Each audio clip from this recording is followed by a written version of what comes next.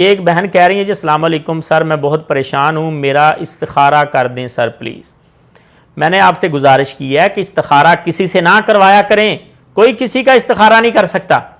استخارہ خود کیا کریں، بڑا سمپل بڑا آسان ہے، میں طریقہ آپ کو بتا دیتا ہوں، خود کریں۔ 2 رکعت نماز پڑھیں استخارے کی نیت کے ساتھ، ابھی پڑھ لیں، عشاء پڑھ لی آپ نے، ابھی کلاس ختم ہونے کے فوراً بعد وضو کریں، 2 رکعت نماز ادا کریں استخارے کی نیت کے ساتھ۔ اس کے بعد نیٹ سے گوگل سے دعا کھولیں، دعا استخارہ،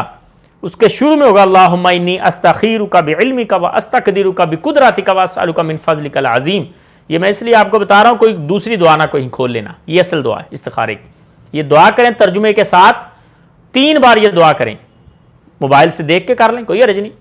اور اس کے بعد آپ کا استخارہ ہو گیا ہے۔ اب اللہ رب العزت یا تو آپ کو خواب میں دکھا دیں گے، اور ضروری نہیں ہے کہ خواب میں آ جائے کون سی چیز اچھی ہے کون سی اچھی نہیں۔ اور جب استخارہ کرنا ہے ذہن میں اپنا مسئلہ لے آنا کہ کس مسئلے کے بارے میں آپ کر رہے ہیں، شادی کے بارے میں کر رہے ہیں، مال کے بارے میں، کاروبار کے بارے میں، پراپرٹی کے بارے میں،